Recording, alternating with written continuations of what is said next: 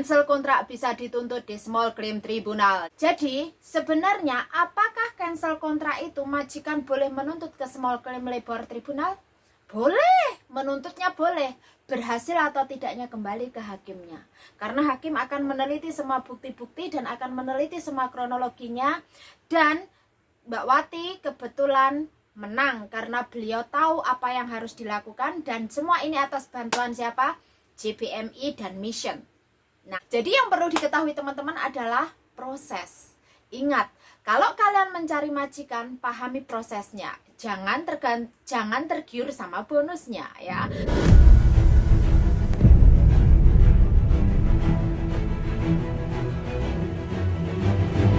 Kali ini saya mau membahas satu kasus yang mana mungkin kasus ini sudah pernah saya bahas ya. Tetapi sangat jarang terjadi ya kan, dan bahkan baru ada satu kali ini terjadi di Hong Kong. Dan ini saya komunikasikan dengan beberapa staf agensi juga yang notabene bekerja di agensi teman-teman saya kebetulan, baik ada Mbak Eka Wong ya, Mbak Yunisa, Mbak Yuni dari staf Bandung ya kan, dan Mbak Nita Lam. Ada kebanyakan ini teman-teman ini kan bekerja di agensi ya, beliau ini. Yang satu memang ada yang staf, ada yang memang beliau memiliki kantornya sendiri. Nah, oke. Nah, kasusnya adalah ada salah satu agensi di Causeway Bay yang notabene katanya tidak terdaftar.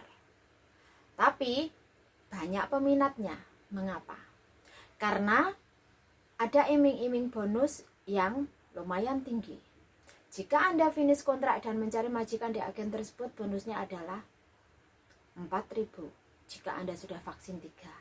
Bahkan kemarin sebelum ada rumor tentang vaksin, bonusnya adalah 2.000. Dan jika Anda interview di sana akan diganti uang transport $30. Di sini bukan masalah apa agennya, berapa bonusnya, berapa banyak majikannya, bukan, atau berapa tinggi tawaran gajinya. Tetapi yang mau saya tegaskan kepada teman-teman adalah pahami prosesnya ya. Well, di saat Anda mencari majikan di satu agensi ya, itu otomatis kalian akan bertemu dengan majikan ya kan, dipertemukan dengan majikan di mana di sana kalian datang, duduk, menyerahkan data, interview. Nah, dan juga biasanya staf agensi akan meminta paspor dan juga kontrak kerja Anda. Apakah itu harus saya lakukan, Mbak Kontring?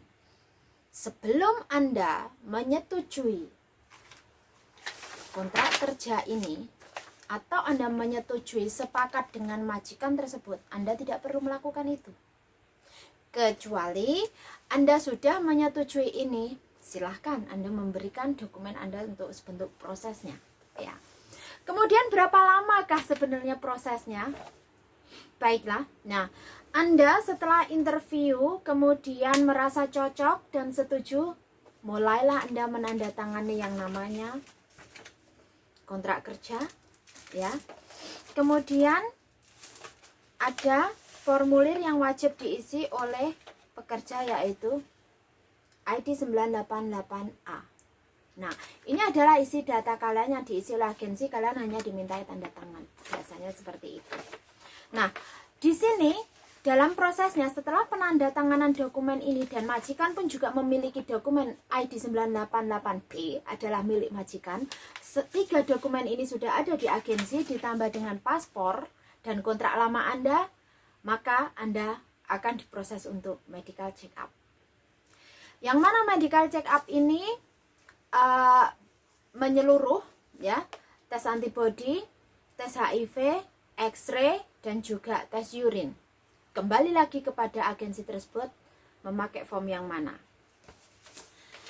Selanjutnya setelah Anda medical dan semuanya ada, persetujuan majikan sudah membayar, diserahkan kepada KJRI untuk mendapatkan stempel KJRI atau di mana kontrak kerja Anda mendapatkan ACC KJRI. Berapa lamakah di KJRI? Biasanya seharusnya hanya 4 hari kerja, tetapi kali ini mungkin karena COVID otomatis mundur. Tapi biasanya kalau melalui agensi itu 1 minggu atau sampai 2 minggu, ya kan? Nah, Selanjutnya, kasus ini terjadi pada tahun lalu. Tepatnya mbaknya melapor saya di bulan 9 atau bulan 10, saya lupa. Tapi masih ada, kayak saya pernah posting ya. Dan hingga rame, menjadi keramaian di sana sampai postingan saya di-spam oleh Facebook. Saya nggak tahu siapa yang menyepam ya. Yang pasti di situ saya menyebutkan nama agennya.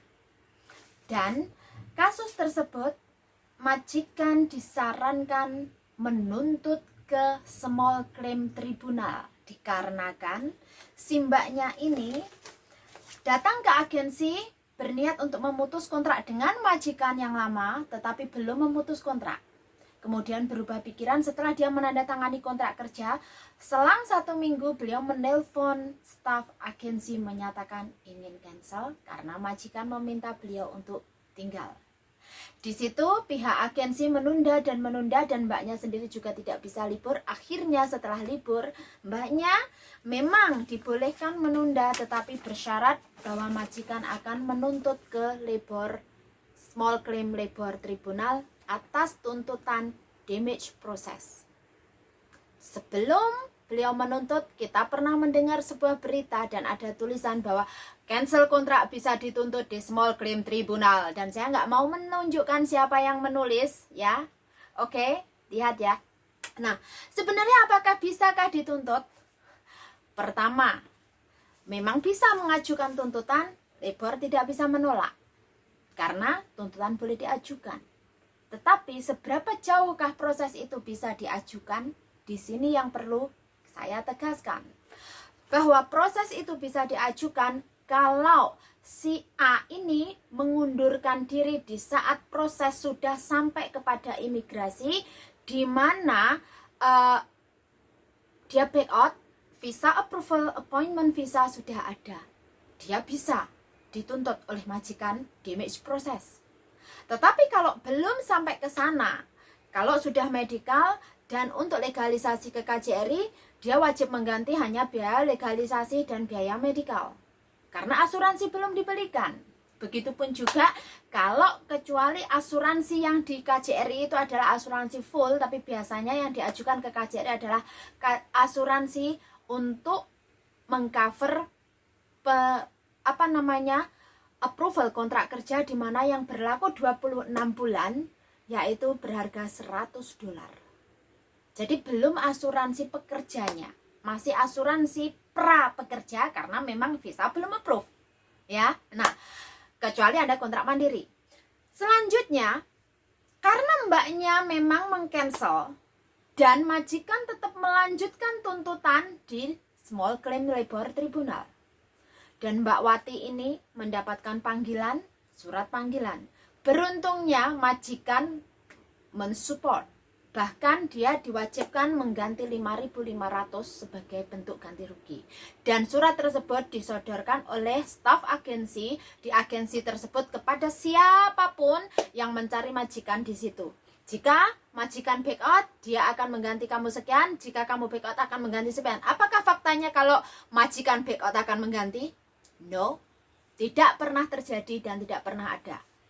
Bahkan ada kasus yang sama dengan beda agen pun, beliau visa appointment sudah ada, majikan tiba-tiba back out, alasan medikal dia X-ray-nya bermasalah. Nah, coba, dia nggak mendapat ganti rugi, tetap cancel. Nah, fine, oke, itu adalah perbandingan kasus. Lalu bagaimana dengan kasusnya Mbak Wati? Kasusnya Mbak Wati setelah melalui mediasi dengan labor tribunal maupun small claim labor tribunal, kasus ditolak oleh labor tribunal. Ya, kasus ditolak karena tidak memenuhi syarat untuk penuntutan klaim. Jadi tidak sesuai dengan appendix ya. Meskipun di situ sudah ada tanda tangan. Nah, ini sebenarnya tanda tangan ini bukan tanda tangan untuk mengganti rugi, tapi ini tanda tangan di mana declaration dari pihak labor ya, panggilan untuk sidang. Terus di manakah buktinya kasus ditutup oleh labor tribunal? Nah, ini ya. Ini kasusnya, buktinya ditutup. Ini surat dari labor tribunal. Nah, asli ya, ini yang saya ambil adalah fotokopinya. Nah, bisa ya dilihat. Nah, terus di sini juga penutupan kasusnya ditutup. Nah, ini dari Small Claim Tribunal. Nah, alamatnya ada kan, Small Claim Tribunal. Nah, jadi sebenarnya apakah cancel kontrak itu majikan boleh menuntut ke Small Claim Labor Tribunal? Boleh, menuntutnya boleh. Berhasil atau tidaknya kembali ke hakimnya. Karena hakim akan meneliti semua bukti-bukti dan akan meneliti semua kronologinya. Dan Mbak Wati kebetulan menang karena beliau tahu apa yang harus dilakukan, dan semua ini atas bantuan siapa? JBMI dan Mission. Nah, memang beliau melapor ke saya, tetapi tetap sama karena saya bukan organisasi, saya bukan NGO, jadi saya bukan lagi anggota IMWU, saya hanya individu yang memberikan solusi. Saya hanya jembatan dan perantara. Dan Mbak Wati saya arahkan ke JBMI, sama JBMI dibimbing dan diarahkan, didampingi hingga kasusnya berakhir dan mendapatkan kemenangan pada tanggal 17 Desember 2021, sidang terakhir di mana Mbak Wati dinyatakan tidak bersalah dan tidak perlu mengganti rugi, ya. Nah, jadi yang perlu diketahui teman-teman adalah proses. Ingat, kalau kalian mencari majikan, pahami prosesnya. Jangan tergiur sama bonusnya, ya. Dan satu lagi, pastikan agennya terdaftar. Anda tahu stafnya, Anda tahu kinerja stafnya minimal, ya kan? Tapi kalau kalian nggak tahu, ya itu tadi. Dan jangan mau tanda tangan apapun, ya. Jangan mau tanda tangan apapun kalau Anda memang belum proses beneran, selain kontrak kerja dan juga selain form ini. Jangan mau tanda tangan apapun, ya. Nah, di sini dan untuk staf agensi tersebut semoga merubah kinerjanya dan teman-teman lebih jeli lagi dalam memilih agensi, ya. 1, pastikan agensinya terdaftar. 2, Anda kenal stafnya. 3, tidak menahan dokumen Anda. 4, tidak memaksa Anda untuk menandatangani hal yang tidak seharusnya. Stay tune, tetap di Kontreng Fans Club dan ikuti Kontreng.